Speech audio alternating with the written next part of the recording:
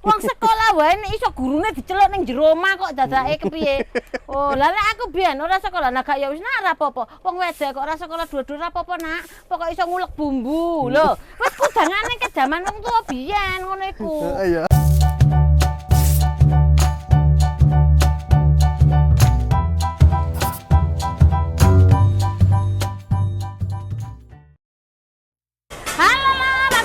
Warahmatullahi wabarakatuh. Balik maneh karo Bandung lur. Nah, iki Bandung ning Pasar Pripe iki kok njuk munduk-munduk ketemu kepiting lho.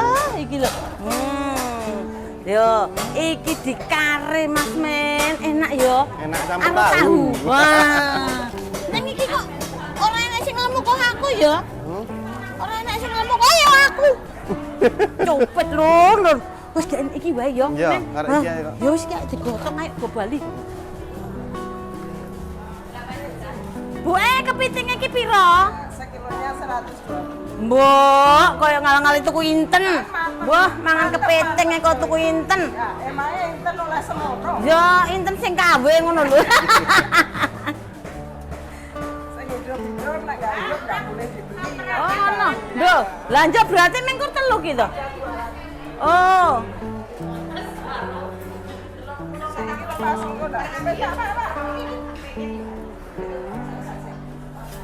Ki urip apa mati kae? Oh iya. Arek nyupit ngono. Nah, Tali. goreng. Ada piro Bandung?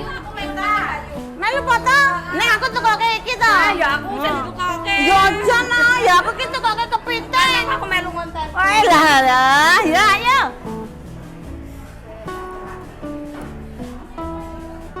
Yo, terima kasih. Wis kuwi lah, wis sampe. Ah, ta Bu, ya kudune ngono kuwi sene kok ya.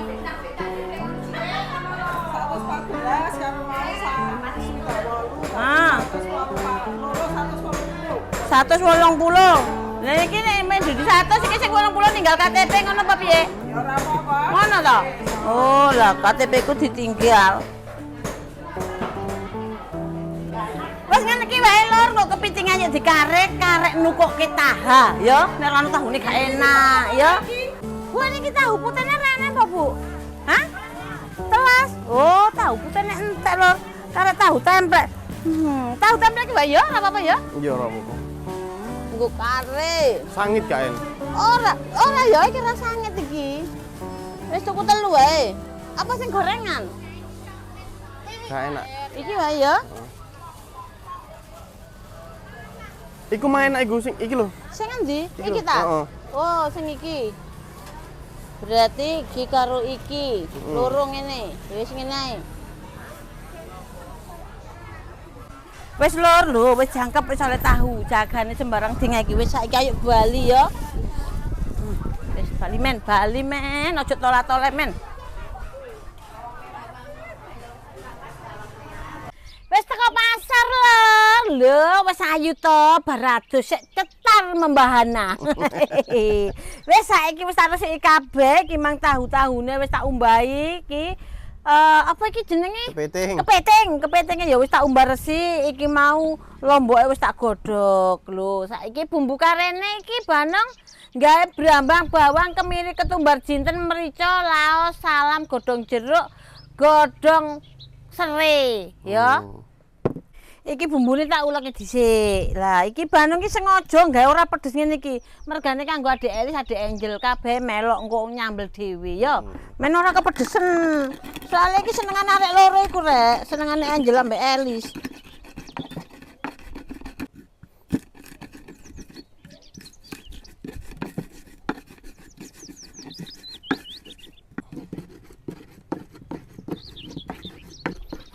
Wis rek, bumbune wis halus.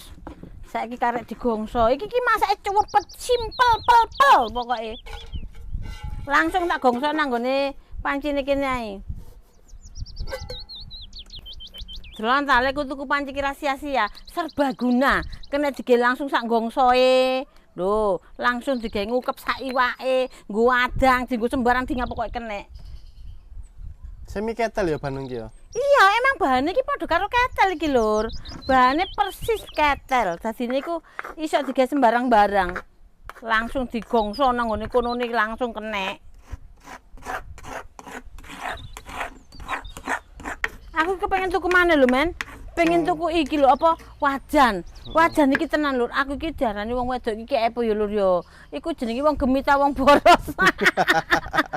Aku iki kepengen tuku wajan mana sing abot iku, kepengen sing rondok cilik ne. Soalnya aku iki ketok mana sing rondok cilik, Lur. Wis kadung jatuh cinta lho. Temen ya apa Ora ya? cepet, Cinta itu mahal harganya. Adek gak ono tokone. Temenan. Wong aku iki ngene.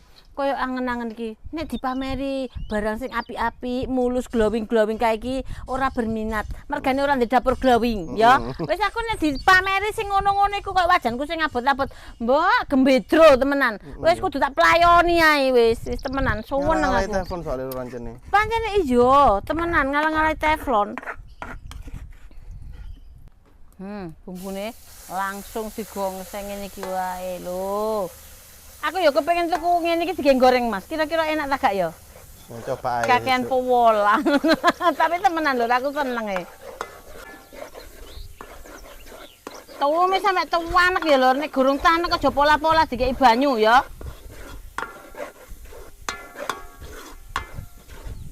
Pokoknya ta, resep masakan enak iku teko tanek bumbune. Nek bumbune oleh nggongsо tuwanek iki temenan dijamin enak. Soale wis ora mambu bumbu mentah, Lur.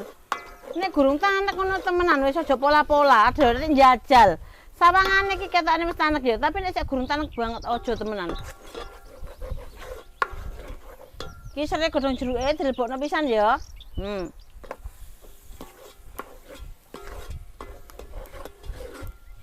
Nah, nek wis kaya ngene iki baru oleh disoki banyu lho. Tanek ya. Iya, wis tuwanek. Pokoke rupane bumbune wis tanek iku maune glowing, kuning mingkling-mingkling. Dadine iku langsung srep rada burek titik. Mangkane wong iku nek apik ya sing rada ireng ngene iki. Nah, wis rasake sakmene dhisik, cek umum kan ana santene, Men. Iki gek nggodhog kepithenge ambek tahu sik.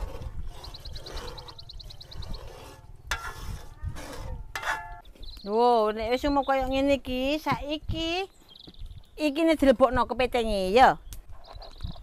Iki ra dipokak ya, Mas. Ngene ae yo. Ngono wis meresep njero. Heeh, toh? Oh, bolong sikile. Engko nek rasa dipokak juga ganden.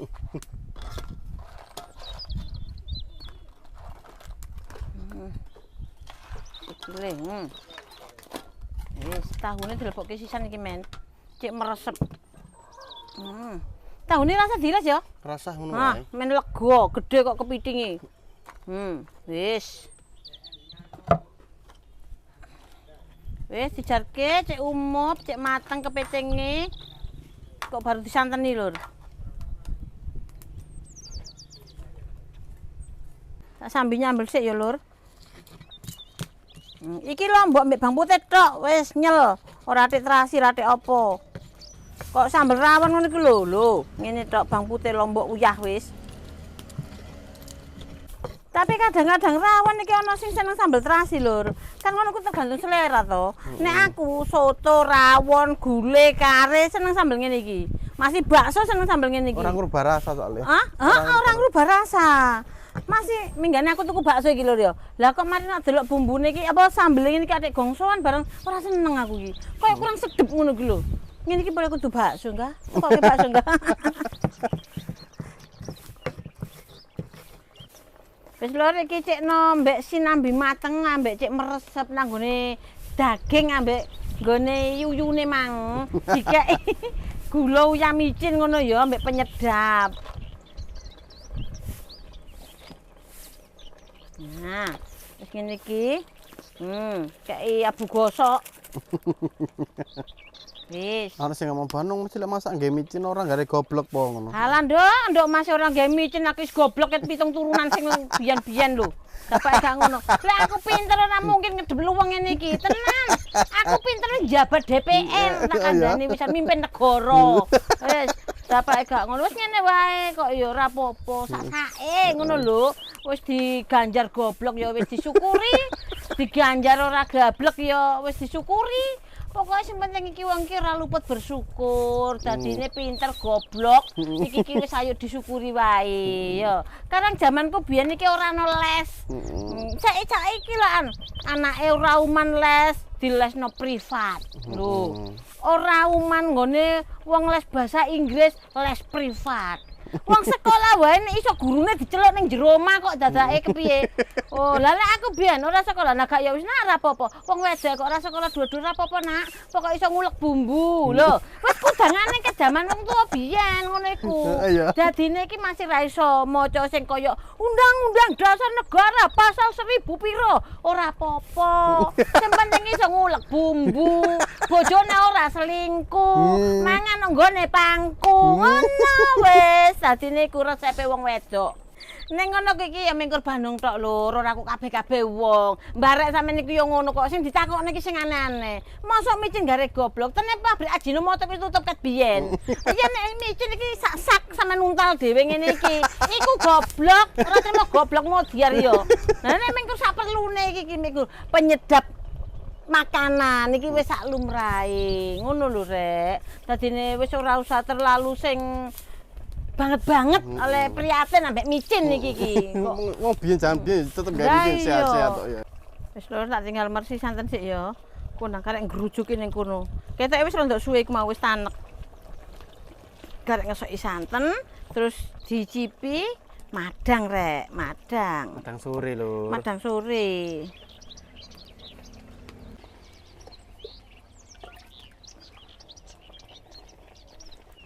Wis lho, saiki santene tak suntek ya. Lho. Sip tenan. Ayo to. Ayo to. Kimplah-kimplah. Kimplah-kimplah, mamblah-mamblah lho. Engko nek kurang duduhe ya engko disoki maneh. Engko nek sing kurang akeh delepke nang kalen kono obek. Udan lho, alah aku ditinggal meret sampe kameramenku ayak wonge galak ayup-ayupan. Aku ditinggal dhewe kurang ajar. Udan lho, mangan duduk kare kepiting. Segone nggih beras punel iki cap enak. Temenan. Sampeyan ora percaya coba jajalan to.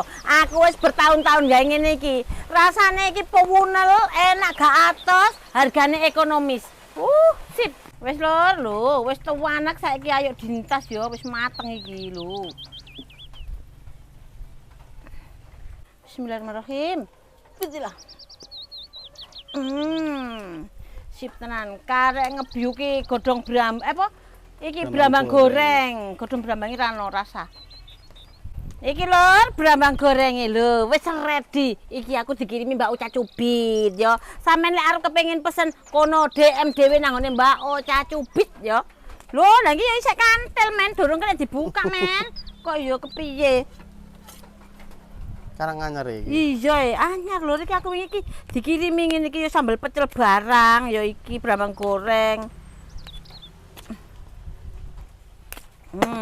Tuh. Toh, alam iki koyokan iki rana tepung-tepunge lho, apik lho. Wis ngene wae segere ra ilok-ilok. Wis lho, rayuk mangan iki aku mangan ijenan kabeh wis do madang. Wis ora apa-apa ya. Kepiting, taha. Sambeli Rek, sambeli. Sambeli iki aja lali. Wis ngene. Diwecet-ecet campur sego jagung. Enak tenan. Iki nek masak kepiting iki rasa kate sendok men. Ora enak. Iki wis wis iki lho mau lur.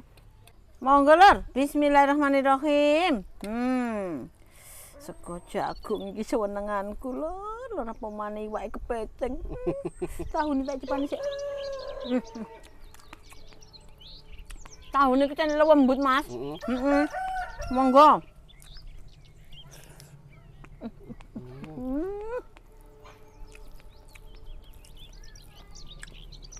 Mungkin ku anakku. Kok kaldune. Anakku tak dulang iki ngundane senenge Caca.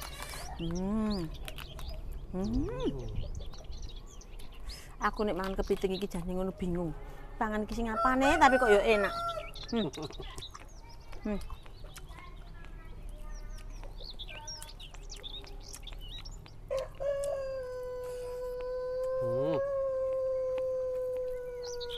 Mantap. Ki bathoke dicemplung nang ngene keren. Cek ora nyocok sikil. Wah, enak lur temenan adem-adem ini ki enak temenan.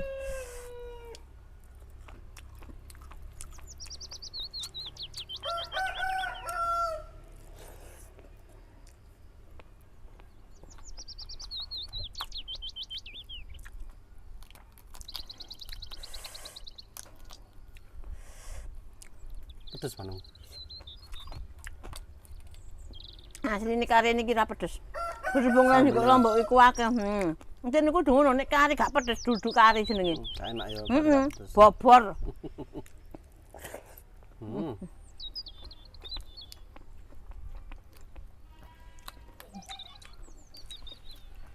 Encen cuwocok nek mbek sego jagung men.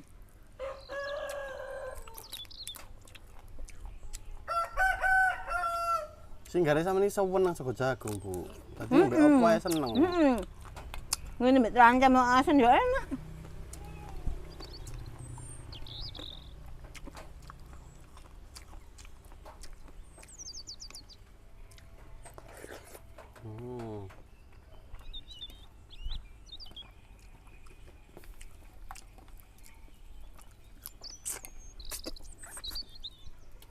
Ya aku sing mangan kepething resik ra ono balunge. Balunge diguwaki.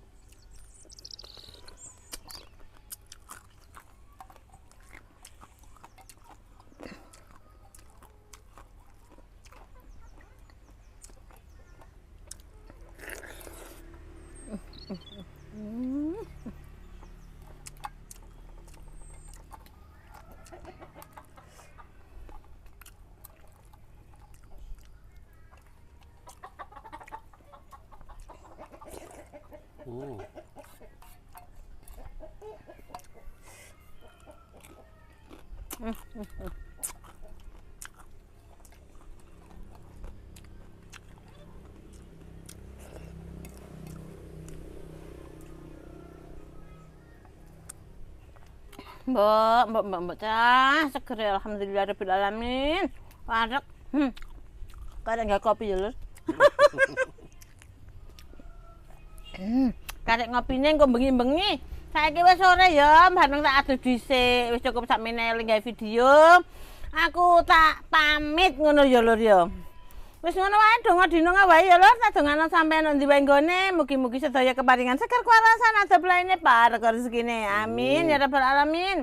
Assalamualaikum warahmatullahi wabarakatuh.